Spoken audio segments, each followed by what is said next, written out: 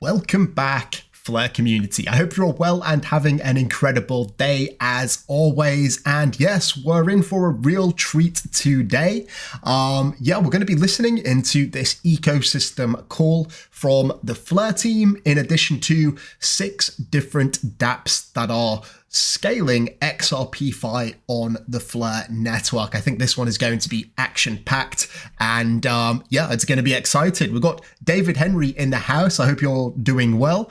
And it's a great start to the week, listening, and to the month, I guess, with it being the 1st of December, to listen into this, which is starting in about 8 minutes time. So if you are watching this on replay and you're not able to watch it live, feel free to jump forward 10 minutes and you'll be able to just listen to it once this gets started.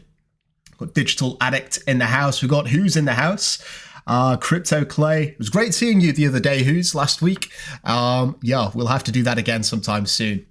So what's on the agenda for this live space here on X?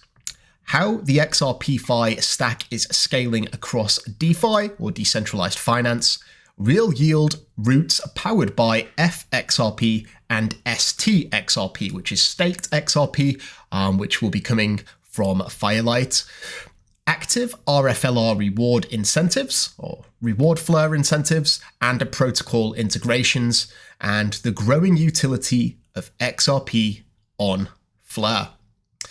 Yep, so that is the agenda. I did want to mention something before we jump into this. So we've got active rFLR incentives. It seems like a lot of the incentives are being scaled down a little bit, or Flare are trying to, I guess, direct liquidity into various pairs in terms of liquidity.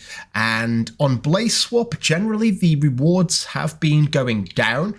And I imagine this is because the V3 exchanges, such as Sparkdex, such as Enosys, are a lot more efficient in terms of liquidity because they are concentrated liquidity exchanges, where BlazeSwap is a V2 exchange. The others are V3 exchanges. So we'll see what happens to BlazeSwap, but that's something to note. And another thing that I would like to bring to your attention is the stablecoin that Flare seem to be prioritizing at the moment in terms of incentives. So USDT 0 is arguably the most liquid and the most easiest to on-ramp and off-ramp on the Flare network.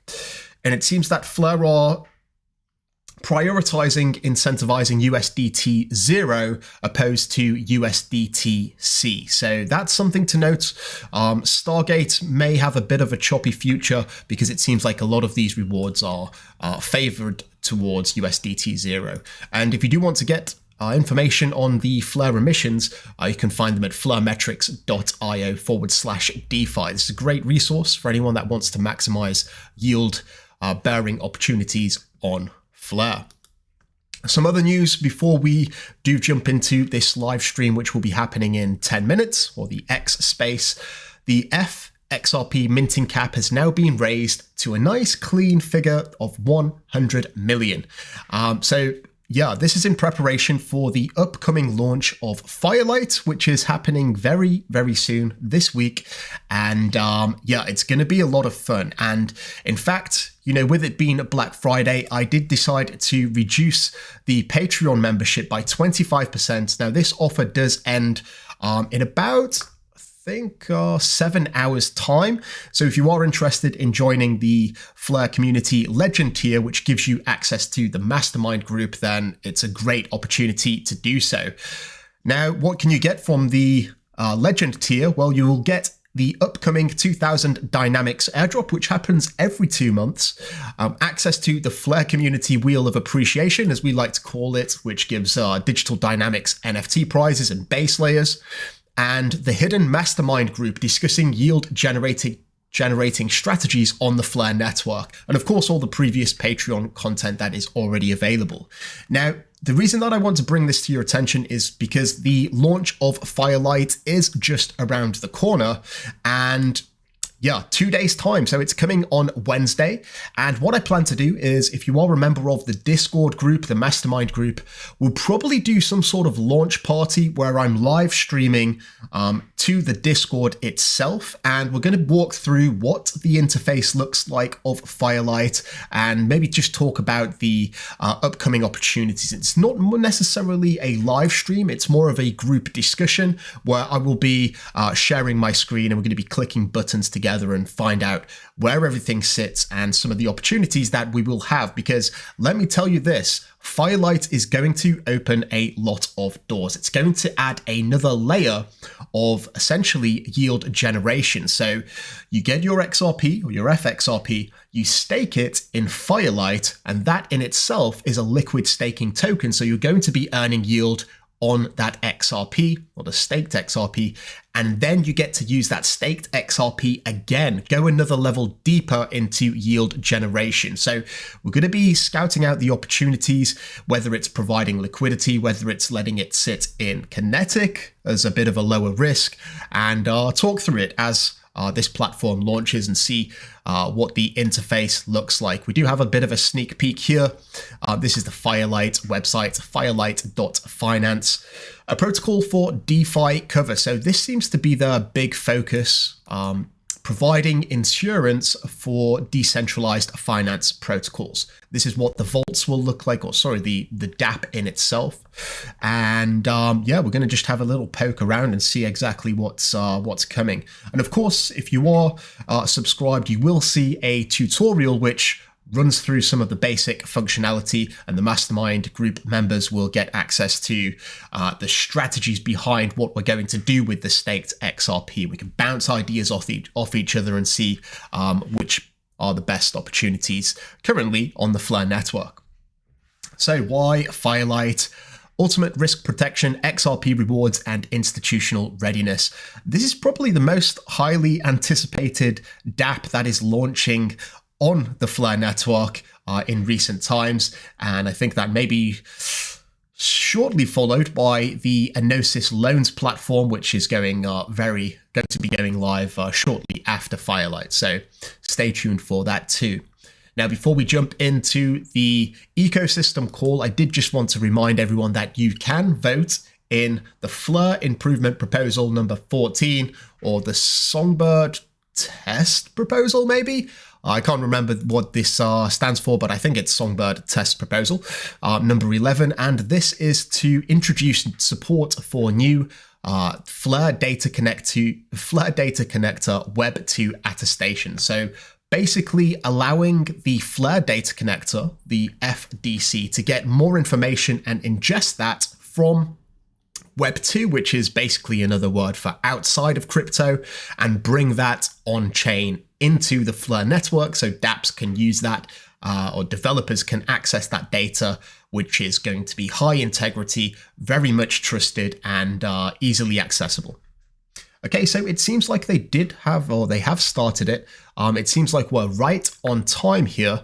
Let me just jump back over here and give this a bit of a refresh. Now, they're probably just doing the introductions and getting people on stage, but we'll listen in. Of course, I'm going to be chilling in the chat as well. We can have a little conversation there, and let's just listen into what they've got to say, see if it's already started, and if not, I'll unmute and we will have a little bit of a chat until they get the party started. So let's listen in.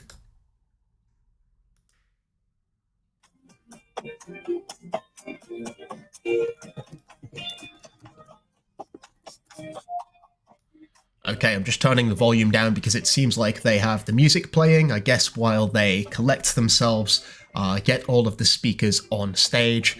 We've got Hugo there, we've got Thanasimos, Darren from Enosys, we've got Jake from Kinetic, shout out to who's there, and Canddow. Lots of familiar faces, can't shout out everyone because I will be here all day, but yeah, it's great to see the community out there in support, listening to this ecosystem call, because I do think it is going to be an absolute banger. So yeah, we've got StratX as well, which is maybe something that a lot of people aren't necessarily familiar with, but yeah, we're going to be talking about them a little bit more in the future. Hello, everyone. Right. I'm super excited of hosting today's space. I think it's the first broader ecosystem call that I'm participating in regards to XRPfi awakening, if I'm correct. And today we have an interesting, let's say, preliminary gathering before the launch of Firelight. It's taking place within 2 days. So we decided to invite, of course, on our end, Hugo and Drew, which is our DeFi specialist. But more importantly, perhaps for today, are the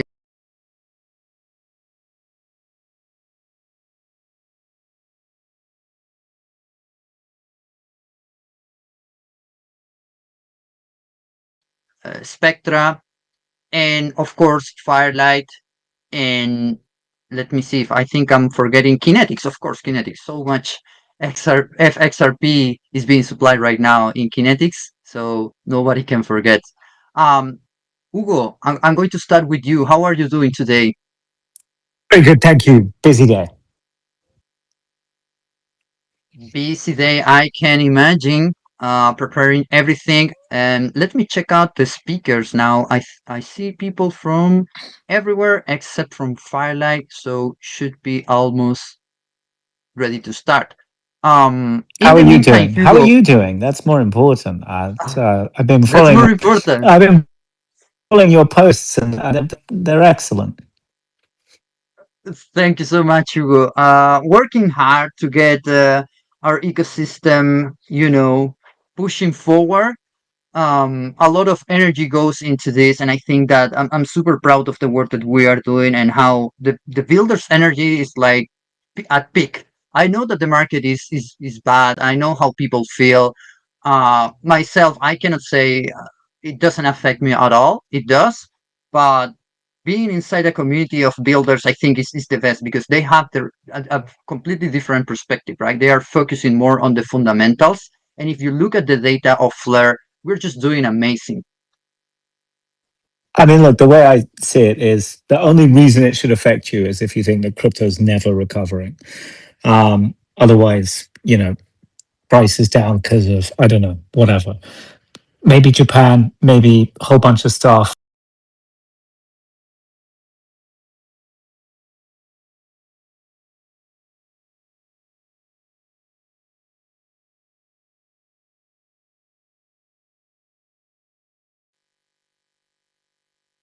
Yeah, those are wise words that I had to learn over time because it's like if you start looking at the charts on a daily basis, and of course you will open crypto Twitter on this app and everybody will talking about it.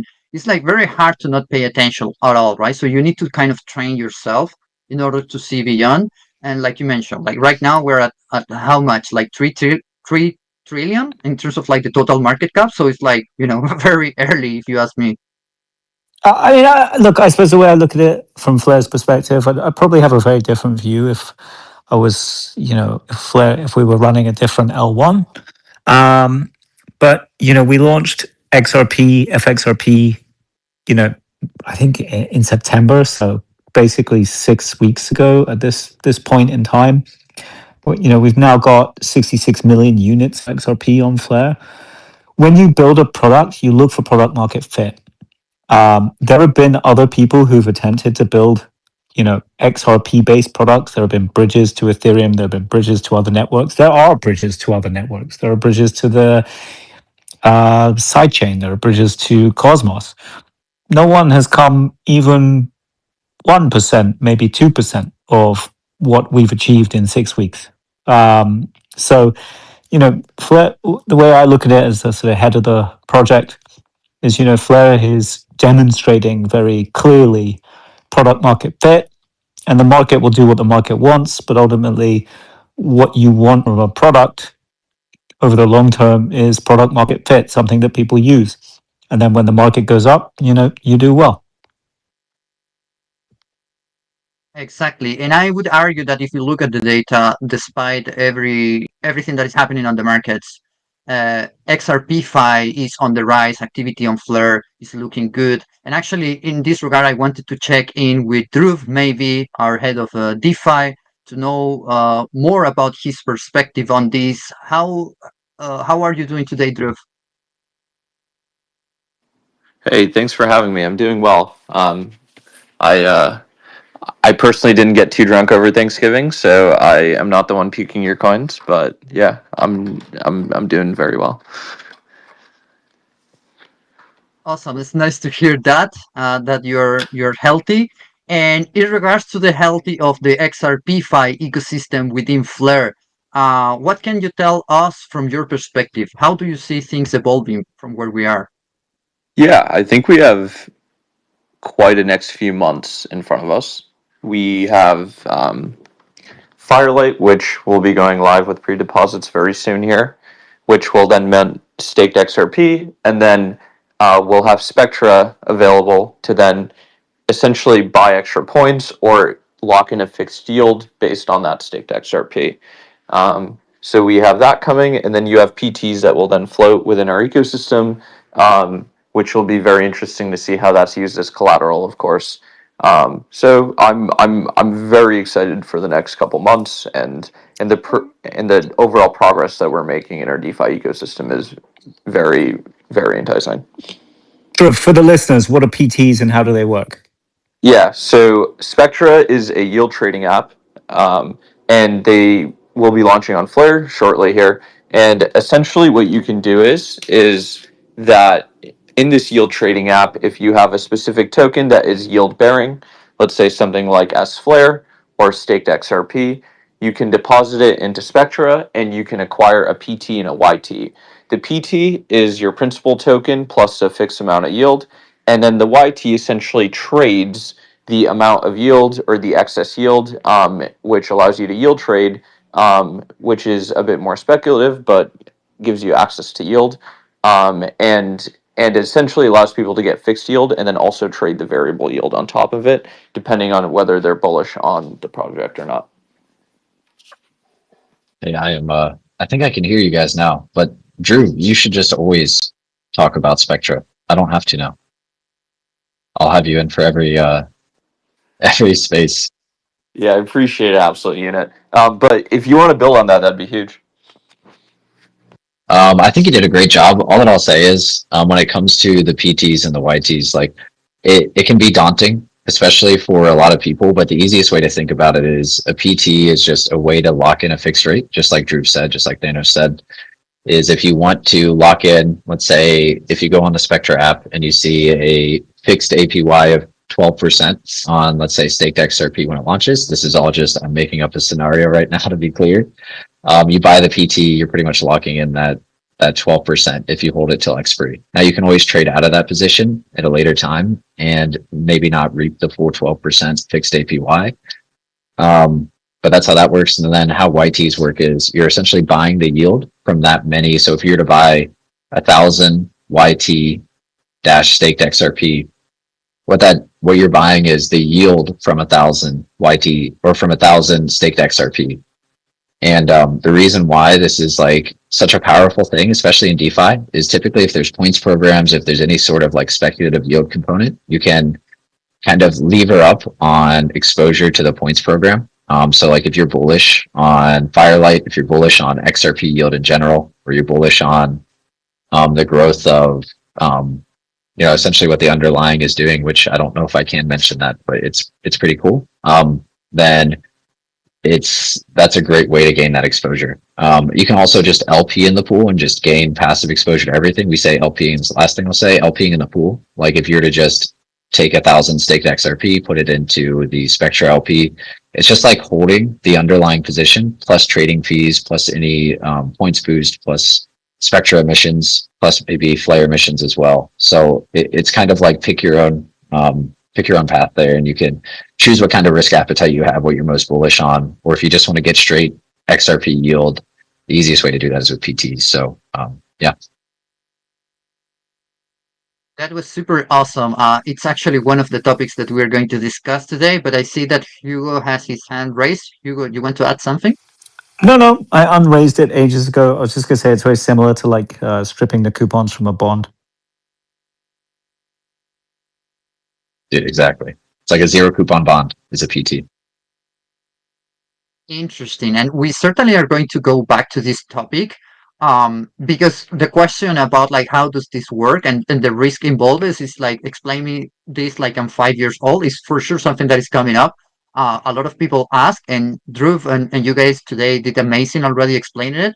But I think that it's worth, checking in one more time. But before moving into that, I just wanted to provide a little bit more of context to our audience because what I've noticed is that, okay, we have this full DeFi ecosystem around XRP via FXRP, and we do have obviously users that are just coming in and they want to know how do I get yield in the simplest, safest way. That's one of the questions for newbies. Then for more advanced people, they are looking into Spectra. I'm pretty sure they are looking into Firelight or Spectra and how to deploy more advanced strategies. And in between, you have all of these users that are, already holding FXRP, probably supplying some on Kinetic, and trying to learn about how they can get more exposure in a safe way. So we have this broad spectrum, and I wanted to touch base with Hugo to learn from his perspective about the evolution of XRPfi from the moment it was originated, like the vision, right, up until now. How do you see things evolving? I mean, I think it's two tracks, or there's been it's effectively our aspiration as a team, as a project, to effectively allow people to use their XRP in a programmable way, right? Well, yeah, XRP and later other tokens like Bitcoin and the other very large non-smart contract tokens to be able to use those tokens in a programmable way such that they can partake in the same kind of things that everyone has been partaking in for a long time in other smart contract enabled ecosystems. So that's always been the genesis of the project. And what has happened as we've been building it is that um, there's been huge innovation in the smart contract DeFi space. So on networks like Ethereum, Solana, Cosmos, you name it, there's been huge innovation. So what's really great for us is because we chose the EVM approach, a fully programmable smart contract language. Unlike if we were to build like a network that had sort of fixed functionality, we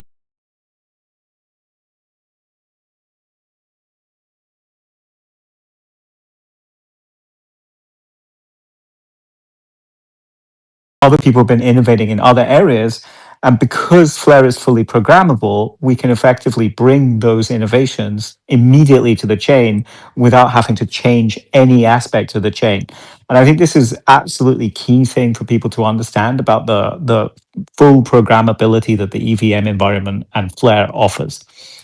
So that's kind of the evolution and the continuation and where we are today. So what Flare is bringing is essentially full programmability for assets that don't have that, starting with XRP, and being able to immediately harness the innovation that has taken place over the last 7-8 years in DeFi.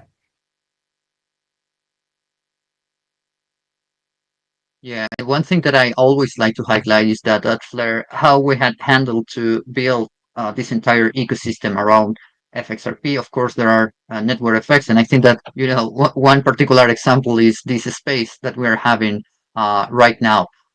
So moving forward, I see that our guest from Firelight also joined it. Uh, so I'm looking forward to touch base with you. Who do we have here? Can you tell Yes, us how are you doing today? I'm good. Can you hear me okay? Yes, all good. Great. Perfect. Well, yeah, so very nice to meet everybody. I'm Connor Sullivan. I'm Chief Strategy Officer at Firelight. I joined a couple weeks ago. Prior to joining Firelight, I was at Fireblocks for 5 years. So some of you might know Fireblocks, or largest institutional digital asset platform, working with 2,000 plus institutions. I work there on the corporate strategy side, working with large institutions that were deploying billions into DeFi. So, great experience there. And then prior to my time at Fireblocks, I was an underwriter in the reinsurance industry for 8 years. So, really Firelight kind of combines the two things that I really know well and love, crypto and insurance, right? And, we really are looking to kind of build out, an institutional grade DeFi cover, protocol, which Firelight will be. And, I'm coming on as chief strategy officer, but we're, really being incubated by the Centaura team, who I'm sure you know well as well, who, are managing billions, as a risk manager for major institutions in the DeFi space, right? So the Centaura team brings a lot of credibility, connections, and also just an understanding of risk that is really, bar none in the industry right now. So yeah, just wanted to do a quick intro, and then happy to get into more details around, what Firelight solves for, what we're really looking to launch, this week with phase 1, and then what, phase 2 and, next year looks like, if that sounds good. Yes, that sounds amazing. So maybe let's try to explain in very simple terms what is the problem that you guys are solving and how you're addressing this, and then like talking about the 2 stages, right? Because people have been asking about that as well. Yeah, happy to. So yeah, in very simple terms, and I know, when you're talking about insurance and DeFi cover, it can easily kind of go down a rabbit hole and get, lost in the details. But I think, what my job is, and what I think what Firelight does a good job of is really trying to simplify this, offering this value, and then the risk that we're, eventually underwriting. So in very simple terms, Firelight turns idle XRP into productive asset that earns yield while helping secure blue chip DeFi protocols, really. And what that security means is, smart contract on-chain risks such as smart contract hacks, Oracle failures, bridge issues, and also economic attacks, right? So liquidation cascades, all of the things that you've likely seen happening very frequently over the last couple of months. That's what Firelight is built for, and that's why we think the timing and the demand for this type of product has never been better, right? Obviously, it's really hard to see a lot of these events, over the last couple of months, but we just think that really just solidifies the use case and why Firelight, launching now is so important. So really what we're building at Firelight is a platform to connect idle assets like XRP to the ever-growing demand for DeFi cover, right? From protocols like Aave, Morpho, Euler, right? And, what's powering that is institutional grade modeling, which has already been developed by the Centaura team.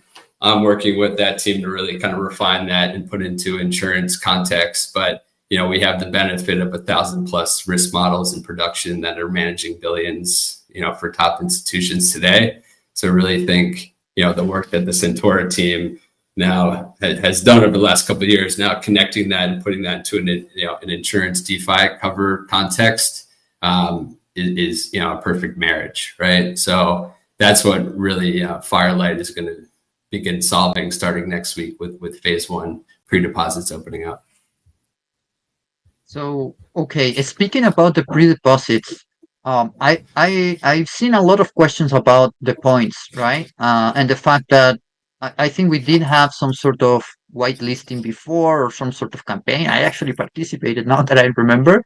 But yeah, would be nice to touch base on that and learn more about like what's coming in regards to this. Sure. Yeah. So you can think of phase 1 as, we're opening up the pre-deposit vaults this week. There will be more communications and, direct communication, especially to the whitelisted users that have already expressed interest on, how to access, right? So at Firelight.finance, we have the Git book launching this week that'll be publicly available with all the details. But really what phase 1 is, looking as pre-deposit vaults, zero slashing risk. You put your FXRP into the Firelight launch vault, or the Firelight launch vault, you receive your staked XRP, and we're going to have different deposit caps. So the points will really be tied back to if you were within the first deposit cap, which is going to be launching this week, and then as we meet to those deposit caps, we'll be kind of ramping those up over the next month or two, and really the points what points you get allocated or related to which deposit cap that you came in on. So if you start this week and you're in the first deposit cap, you'll receive, 2x points boost, and it'll kind of work up from there as we release those deposit caps, right? So all that information and communication is going to be coming out this week. And I think it's important just to note that, there's no slashing risk within phase one. You'll be able to just really, park your staked XRP there, get passively accrued points. And then phase two will open up early next year. And that will be the feature complete DeFi protocol, where you can then use your staked XRP to, basically provide DeFi cover to blue chip protocols like Aave and Morpho that we are, and currently, getting deals in place, to basically ensure the major blue chip vaults across, the biggest, protocols that you know and love, right? So a lot more details going to be coming out about, who the launch partners are, which protocols, but you can think of Firelight as really being embedded at the protocol layer with all the blue chip, lending pools out there. Amazing. And one thing that I've seen people also wondering is about like the potential risk associated. Maybe we should go down and explain what is this slashing risk that is not going to be present now and how it's going to impact in the future. From my perspective, and I think that this is kind of general knowledge, right? Staking is one of the most secure ways to gain yield from an asset, right? Exactly.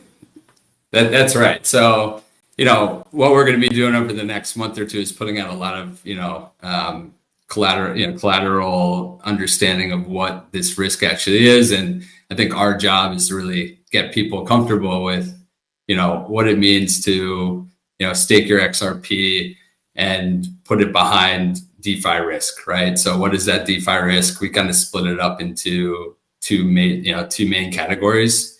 There's technical risk and there's economic risks.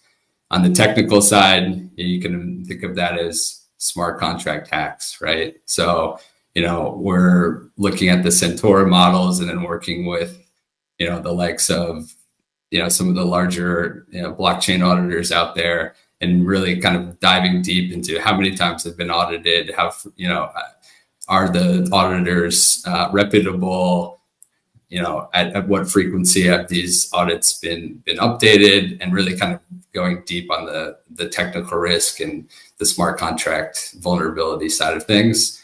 And then on the other side, there's economic risks, right? So it's just governance attacks, liquidation failures, a lot of stuff that you've seen, been happening frequently over the last couple of months, right? So we kind of look at those two main categories, and we're building, a back-tested institutional grade risk model, kind of taking those two into account and building, a capital efficient model where we're taking in, low yielding assets like XRP and putting them to work behind some of these risks. And I think, the way Anthony, our CEO, likes to explain it, which I think really helps visualize this for people, is, you can't right now put your XRP into an Aave or Morpho pool. And I think if you could, a lot of people would gladly do that, right?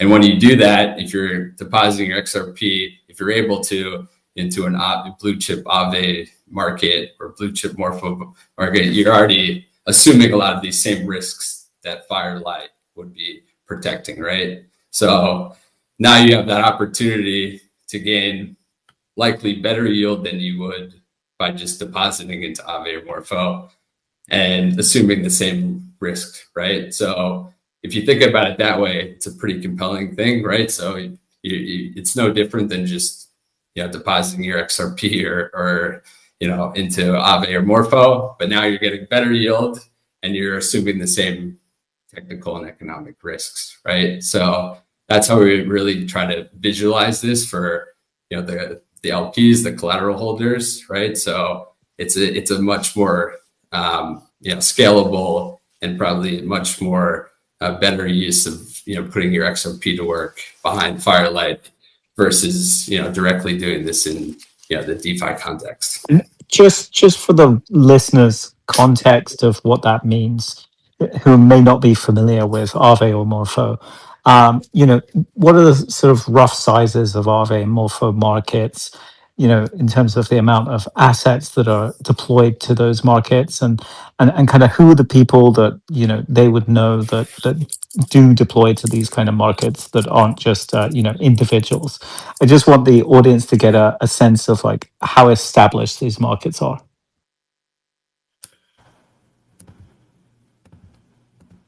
Yeah, Hugo, that's a great point to point out. I mean, right now you can look at Aave as the largest almost digital bank on earth, right? And I think they've started to kind of put out, if you go on their website, they list every single bank in the world, your mom and pop commercial bank all the way up to JP Morgan's, and Aave is sitting there in one of the top 50 banks in the world by deposit size, right? So right now Aave is approaching almost 100 billion in assets, and then you have others like Morpho and Euler that are probably growing faster. They don't have as much as Aave's been around and it's been tested, has the largest TVL, but others like Morpho that are integrating into the front ends of the largest fintech apps in the world, like Coinbase and Crypto.com, right? So a little bit different model, but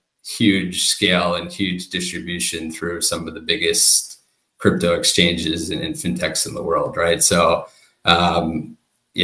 the scale that we're talking about is in the hundreds of billions of dollars. But one thing that is, holding back that scale on their side is, as more traditional institutions and honestly just,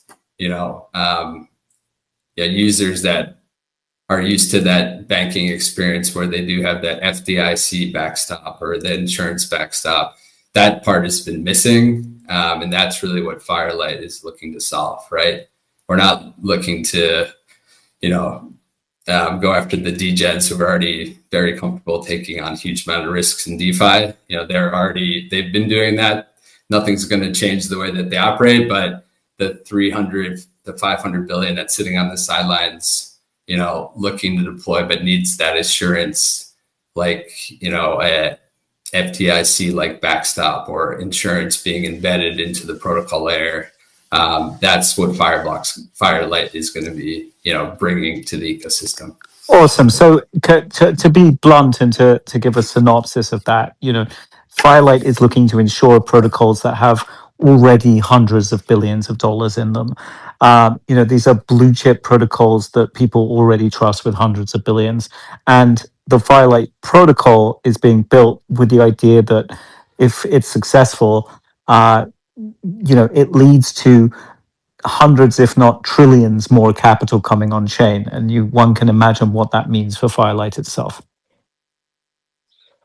Exactly. And that's 100% right. Yeah, we think that insurance is, really the unlock to kind of bring in that next wave of capital. We've seen that, not just in crypto, but in every kind of, scale up in different markets. When I started as a reinsurance underwriter, cyber risk was this new thing that nobody could really figure out. And now the cyber risk insurance market is in the hundreds of billions of dollars, right?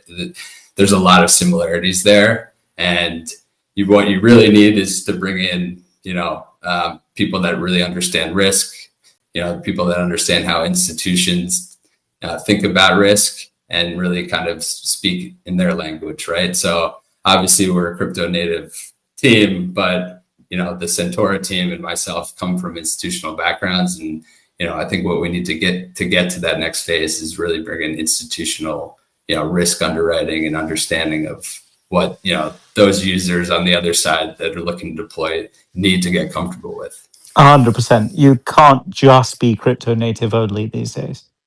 You've got to have both sides of the coin. Exactly. And I think that's, we have, with the Centaura team and myself that, that pedigree there. So that's why we're really excited. We think the timing couldn't be better. The conversations we're having, with the Flare ecosystem, but also with the protocols and the large users of the protocols is this isn't a nice to have. This is a must, right? So the demand is there, and we're happy to be able to connect that demand with a huge supply of XRP. Amazing. So we know already that probably hundreds of trillions are waiting there. There is a demand. We want security first, right?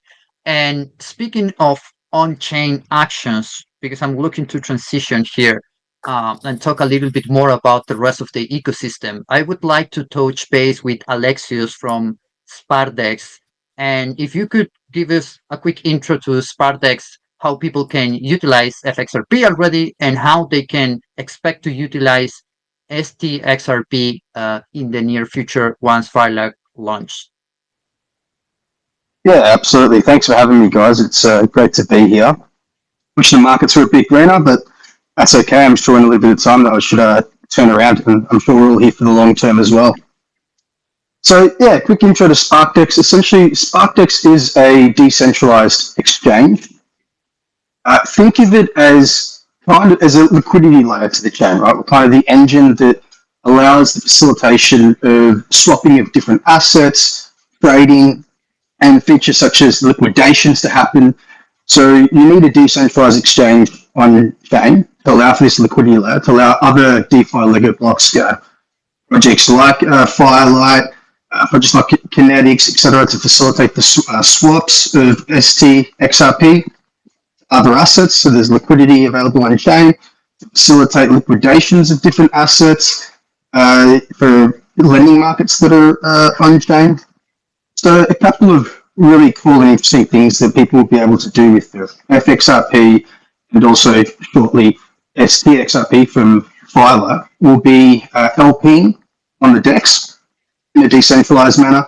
So imagine you get your stXRP and you pair that with FXRP and you create that LP on Sparkdex. By doing that, you'll be able to obtain trading fees, so different rewards, providing your liquidity to facilitate these swaps, and you should also be able to earn some rewards, some Flare rewards as well. So that'll be one cool use case coming up shortly when stXRP is available on chain. Another really cool thing that we're looking to do as well, once there's been a sufficient amount of liquidity built up as well, will be allowing users to deposit as collateral their stXRP into our perps market as well. So you can deposit your XRP into the perps market, which will allow other people to use their stXRP and to allow them to essentially take out leverage trading positions. And for those that deposit, they'll be able to accrue different rewards in terms of trading fees and incentives as well.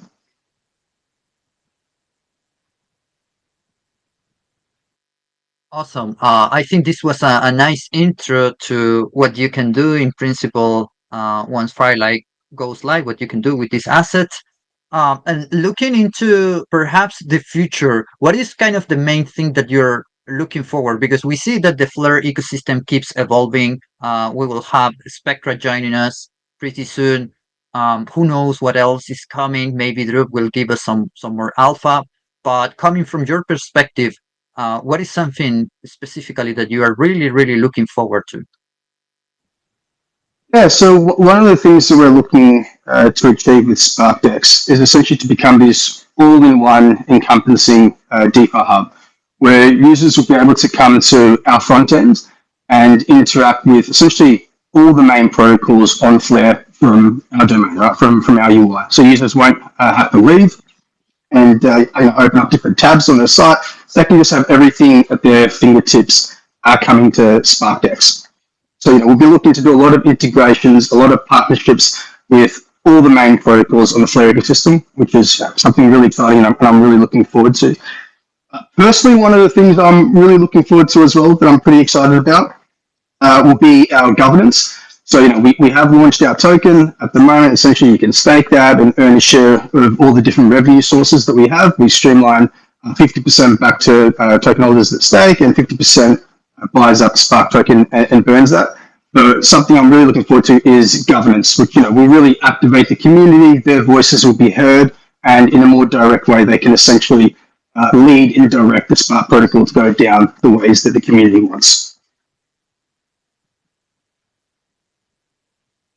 Interesting. I'm really looking forward to everything related to governance. I just like to learn and participate on those things. It feels nice to be on chain and have a say on anything that is related to big DeFi protocols such as you guys.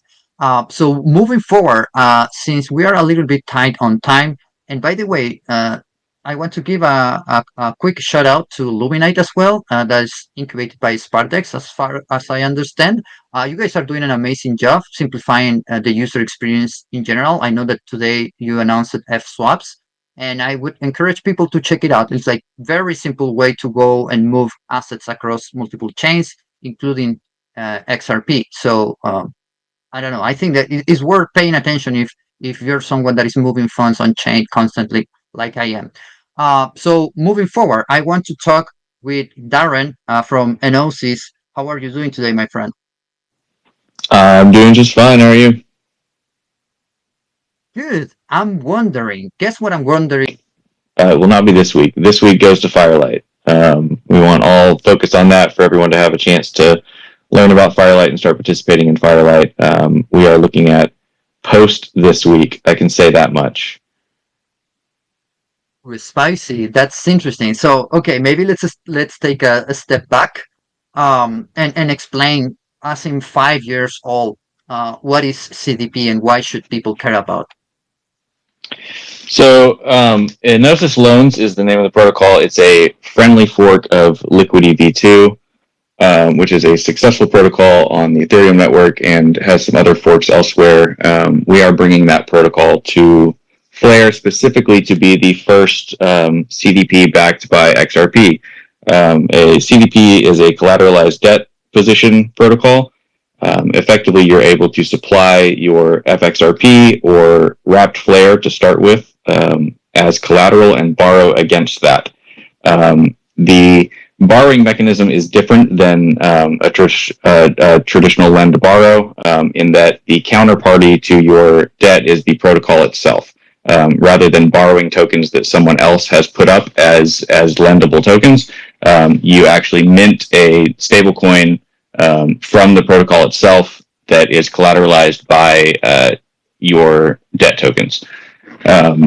What that allows is you're able to take that value from your XRP, from your Flare, without having to sell those assets. Those assets remain in the protocol. They can still accrue yield. They can grow in value, but you now have a stablecoin that you can use for either leveraging up, purchasing other assets. You can use those to help stabilize the protocol. You can use them in LPs on our DEX or elsewhere. Eventually, the use case will grow into lending as well on other protocols. But yeah, it effectively lets you borrow against your FXRP, against your Flare, and access the value that's stored in those assets without having to sell them. Got it. That's an interesting use case. And in regards to Firelight's launch, what is something that you're really looking forward? I know that you guys are also kind of like DeFi savvy, so I just wanted to learn more about your perspective and opportunities and whatnot. Yeah, so we'll be watching the growth of Firelight and stXRP. We'll be talking with them as they grow, and at some point we do anticipate adding stXRP as a collateral choice for minting in the loans protocol. So you'll be able to mint against FXRP or stXRP. We're trying to keep things as focused on XRP as possible, but there will be Flare options such as wrapped Flare and S Flare as well. But yeah, we're excited to see that come in because it's always nice having yield earning assets that are used as collateral. That's always nice to have, so that you have not only price appreciation, but you're actually earning yield on your collateral against your debt, which goes a long way to helping pay off debt over time as well. So that's something that we're excited to see. And yeah, I mean, eventually when we get big enough, it'll be interesting to look into using Firelight for what it's supposed to be, which would be insurance for the protocol itself. Okay, that's interesting. So from a user's perspective, at some point, maybe they will have to choose whether they want to supply FXRP or stXRP. Am I correct? Yeah, I mean, they could choose one, they could choose both. They can supply whatever assets they have when it comes to that spread. Yeah. Got it. That's interesting. I'm gonna explore further to see if I can come up with a framework on how to decide. Because as I keep diving deeper into the XRPfi movement at Flare, of course it gets a little bit more complicated. And I think that a lot of users are looking for like very simple solutions. But I think that it's gonna be fine because I've seen all of our builders paying attention a lot to education and improving the user interfaces and whatnot.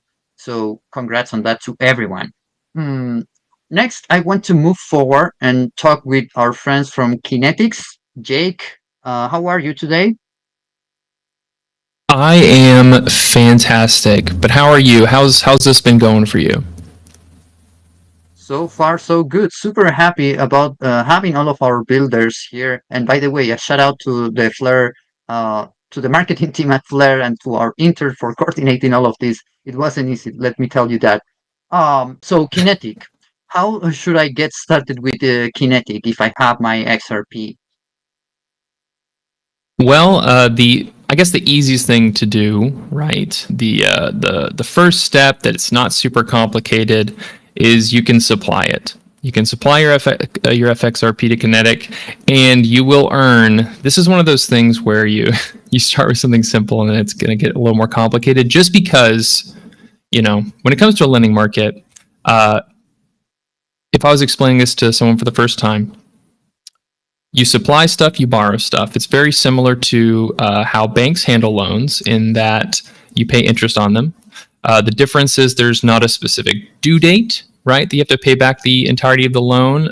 If you keep your balance in good standing, meaning that you have more collateral supplied than you have assets borrowed, everything's fine. You don't need to pay it back ever, theoretically.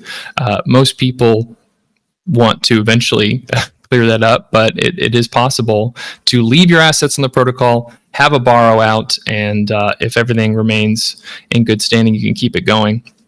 So it's a little more active, right, than a traditional loan. There's not as many meetings compared to a traditional loan, quite not as much paperwork, which I see as a benefit personally.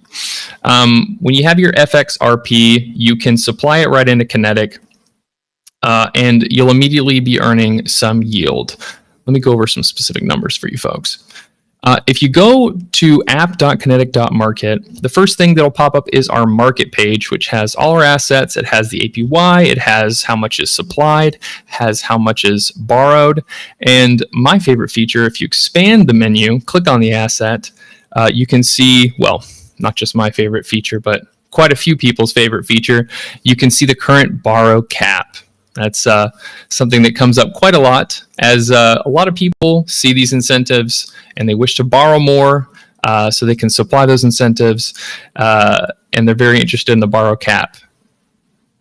That's a little thing. If you're taking the same asset, supplying it, borrowing it, and then resupplying it, that, my friends, is a little thing called looping. I also wanted to take this opportunity of talking to the Flare community to remind everyone that when it comes to USDT0, Flare and us have implemented a looping curbing policy. So if you are supplying USDT0 on Kinetic, either in the primary market or in the ISO market, ISO just means isolated, as it's isolated from the main market. We tried to be cool with the terminology there, ISO. But some people get confused. It just means isolated. It's very simple. But if you borrow USDT0 in either of those markets while also supplying it, you will not get our Flare for that. So just wanted to put that out there. I have to repeat that a lot. Some people had a rude awakening to that the last time incentives were given out a few days ago. I expect that will continue for a bit as people get up to speed with that. Why are we trying to do that? Well, it's pretty simple. When you just let people continually loop the same assets and get incentives on those same assets, it depletes your incentives, which is hard if you want to keep giving incentives out to people and new people and not the same money over and over again. I think that is fairly clear.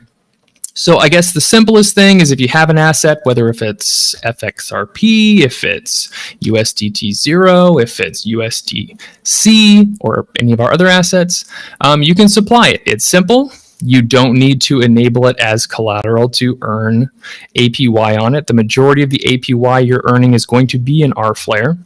If you hover over the APY number on desktop or on mobile, if you click the little tooltip's a little lowercase I with a circle around it.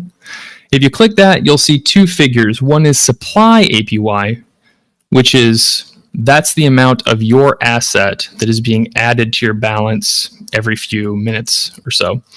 And then you'll see distribution APY, and that's rFLR. The way rFLR works, I'm basically just trying to go through a lot of my frequently asked questions here. The way rFLR works is it's reward flare. Essentially, it's a reward token. On Kinetic and on other protocols, you earn it, you accrue it, right, from supplying throughout the month, or more specifically throughout the rewards epoch. And there's a wonderful blog post called Guide to rFLR, published by Flare, that I would love if people check that out and read it, that goes over epoch dates and some more information. But you earn over that epoch, and then the next epoch is when you can claim your rFLR from the Flare portal. Some people see like, oh, my rFLR, it's gone. It's not gone. It's just that you've moved to the next epoch. You're now earning for the next epoch. Just wait. Usually it's the same day. It'll be sent through the rFLR portal. Everything's okay. Every month it's, people who are new freak out, which honestly is a good thing, because it shows that every month we have new people coming in. I might have railroaded you into basically doing a tutorial, so feel free to ask me another question. I mean, I had some other questions, but you were like super clear. So the only question that I have, which is actually from one of our community members, is what is the plan for stXRP once Firelight is live? Now, this might shock you. I want everybody to hold on to their seats. If you don't have a shirt on, I recommend you keep it on. Pants, optional. But I want you to be ready and braced for this. We are going to add stXRP as a market on Kinetic. You will be able to supply it. You will be able to borrow it. As for when, we're going to try to get it up as soon as we can. As soon as we can. Fair enough. No hard dates on that, and I respect that. Because I know that you hard dates are tough in this business. Yeah, it is. So no worries about it.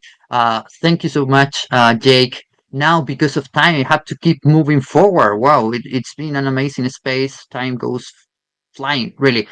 Now, back to Spectra. Maybe, okay, you explained the Spectra already in very simple terms, I think.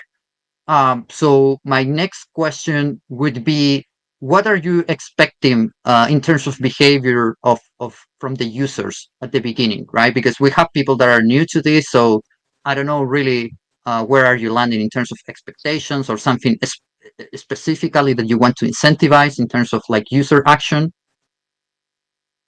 Yeah, it's a great question. I'll say I kind of just want to incentivize people to just choose their own path and just to learn more. If you're not very familiar with yield trading, it's a huge industry in TradFi. Multiple trillions of dollars, and there's so much that you can do, and we're still kind of even in the infancy within DeFi. So I would just recommend learning more. There's so much that if you have any like theses, or if you just like XRP, I mean, LPing in the pool is probably the easiest way to LPing in a Spectra pool is probably the easiest way to gain exposure. I'd say the second easiest thing, if maybe you're just more excited about getting the yield, buying the PTs is always great. And, as we get PTs listed on some of the lending protocols that have been mentioned here, looping that PT staked XRP is always a great play, just like Jake outlined a minute ago. But yeah, and then obviously buying YTs, I'm a huge bull on just like checking the implied APY, which if you go on the Spectra site and you just pull up any asset, you can check the implied APY versus what the actual base APY is of that yield bearing token. So when staked XRP goes live on Spectra, on Flare itself, you'll see like a chart on there. It'll show you the implied APY, and I'll keep this relatively short. I'm sorry, because you mentioned there's lack of time, but you can check the implied APY. That's essentially what the market is valuing the APY at for that token. And then you'll also see the base APY. That's the real APY in real time. We use like a little 7-day trailing average APY. So yeah, what do I expect? I just expect users to kind of explore, learn more about yield trading in general, and then choose your own path, based on what you want to do and what you're most interested in as far as staked XRP. So yeah, like I said, we'll get looping up relatively soon. I'm a huge bull. Oh, I never even finished my thought on kind of arbing the rates between implied APY and base APY. It's one of the easiest trades you can do. It's available to people of any size, and it's typically pretty profitable. If you play it right, obviously anything's profitable if you play it right. So maybe I shouldn't have said that, but just take a look at the base APY, the implied APY, and then just kind of decide what your risk appetite is and what you want to do with those tokens. So yeah, that's what I'll say. Yeah, no, that's a great approach. Like at the end of the day, you want to provide all of the information as clear as possible and then let users decide, right? So probably at some point I'm going to ping you in the future so that once you guys are live, maybe we can sync with other DeFi communities that we have at Flare, like Flare Forward, and do a sort of live stream in which we go over the Spectra app and check out the different alternatives because it's really, really interesting. Yeah, that'd be a Thanks lot so of fun. much. Yeah, would be fun. Moving forward now, I have a few minutes to talk about StratX. So probably for some of our community members, this is the first time that they are hearing about StratX. So first question, of course, how are you doing today?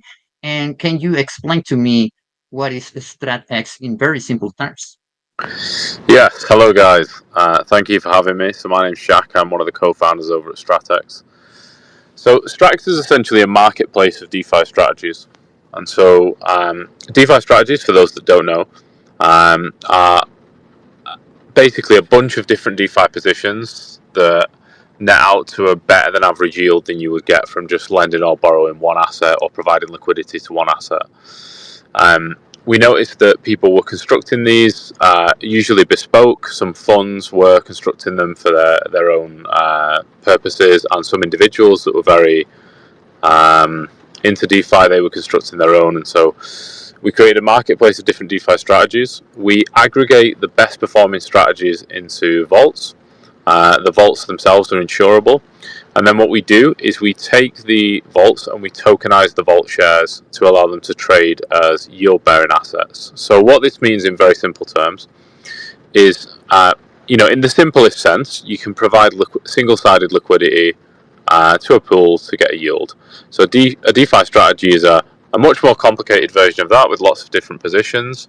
And then an aggregated vault is a bunch of DeFi strategies together. But then that gets very complex. So what StratX does is, instead of users having to deal with all that, is we convert that into yield-bearing tokens. And so now all you have to do is swap into the token for Strat USD, for example, if you want a stablecoin strategy, or Strat ETH, or in Flare's example, there'll be Strat Flare and Strat XRP. And so instead of having to deal with all that complexity, all that complexity gets abstracted away, and the users instead have a very simple user journey, which is they can swap into a Strat token, and then they can collect the yield on a periodic basis for that.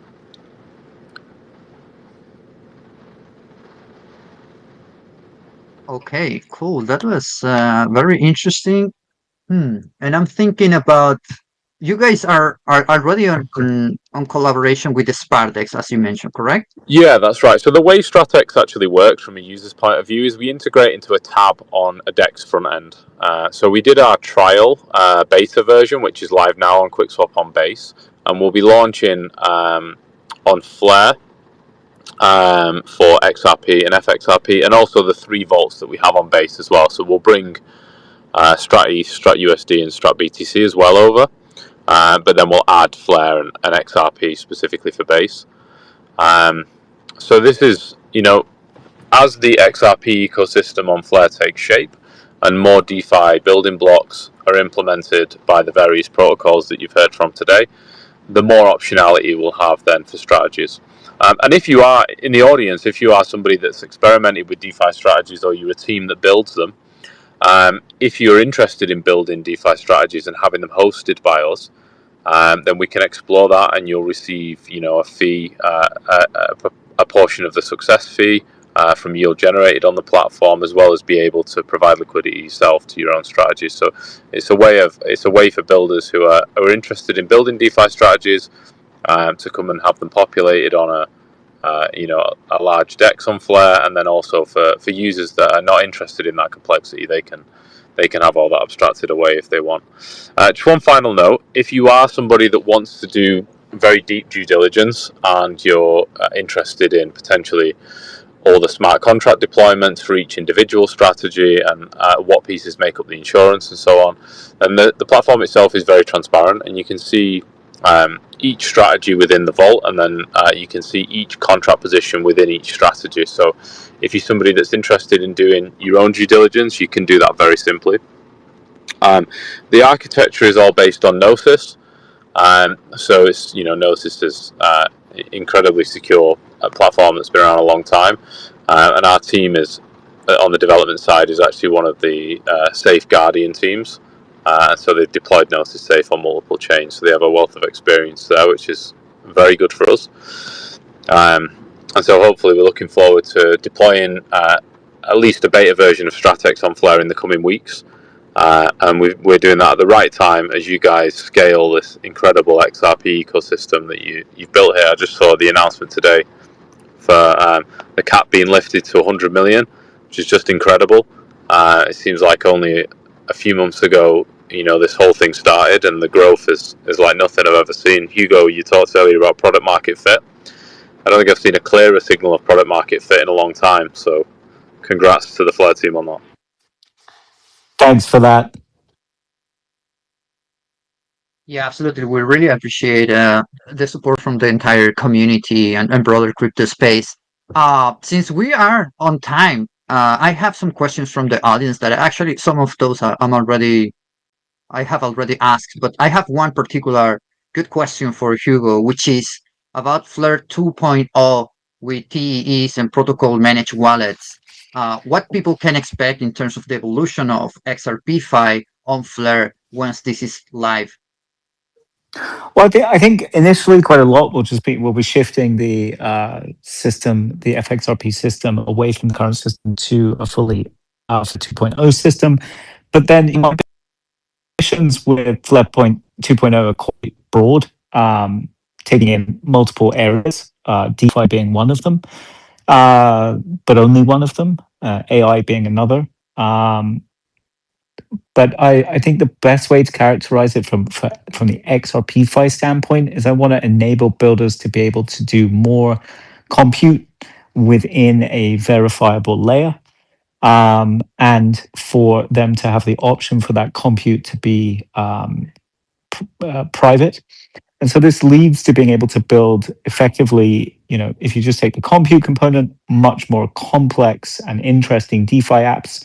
So for instance, being able to put a risk model in a verifiable layer so that people can subscribe to a risk model and be certain that that risk model isn't going to change. And this then allows you to have effectively fully on-chain vaults with a strong sense of what you're getting yourself into.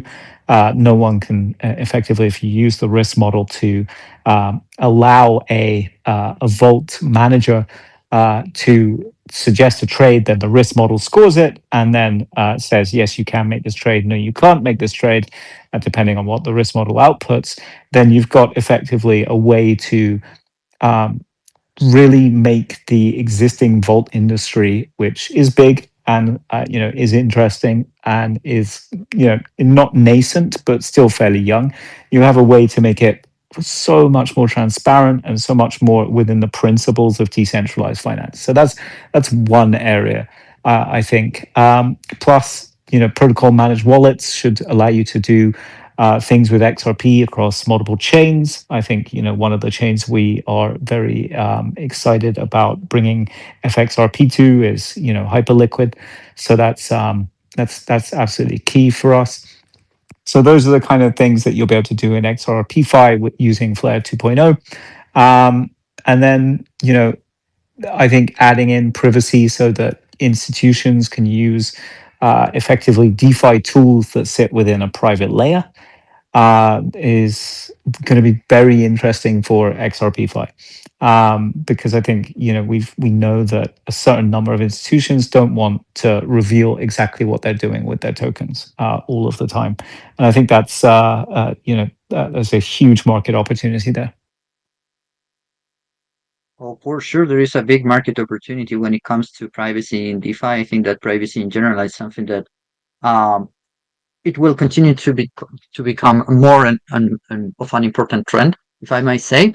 And speaking about the future, thank you so much for this perspective, Hugo. And to close this space, I would like to hear from Dhruv. What are you expecting to happen next after Firelight launches? What is coming up next for Flare? Yeah, I mean, we talked a lot about that here. We have Enosys loans obviously coming. Spectra, we spoke about. Potentially new vault strategies as well too, right? So new vault partners, just really trying to build an entire ecosystem around that a user can decide what they want to do with their XRP, how they want to leverage their XRP in these different protocols, and then being able to actually put it to work, right? Being able to sweat those tokens and earn yield. If you're long XRP, this will hopefully be the best ecosystem for you to deploy your XRP. Yeah, I think that that's clearly the vision, and we're getting there at an incredible speed, I would say. So I appreciate each one of you for joining us today in this space and sharing your perspective and the work that you are doing. I don't know if there is any final words that anyone wants to share before we close this space on my end, other than say thank you. I think. Yes, go ahead. I think just in terms of final words, I just want to say, as we've discussed on this call, XRPfi on Flare is 6 to 7 weeks old. We launched it in September when I was at an event in Singapore. It's grown extremely massively. And whilst I definitely want to give a thank you to all of our builders that are helping us make this happen, I really want to give a thank you to the community for putting your trust in Flare, putting your trust in the applications, in the FTSO, in the FTC, in the F Assets protocol, and in the builders that are building on Flare. This is critical, and this is, you've shown that trust, and we look forward to paying that back, as many times over as we can. Absolutely. And if I may add to the community, thank you so much also for the constant support on socials and also in helping educating others, right? Like we're building a quite complete DeFi ecosystem for XRP, as you can see from this space. But of course, all of these, in order to get more people to use it, they need to trust. In order for them to trust, they need to know what is it about, who are the people building it, so on and so forth. And you guys from the community that are creating content around all of these things are really, really helpful. And even if you're just supporting on socials, that's also something super helpful. So stay tuned. We have an exciting launch ahead of us with Firelight on Wednesday. I'll be fully logged in. And I wish you an amazing rest of your day. Thank you so much, guys. Take care. Bye-bye.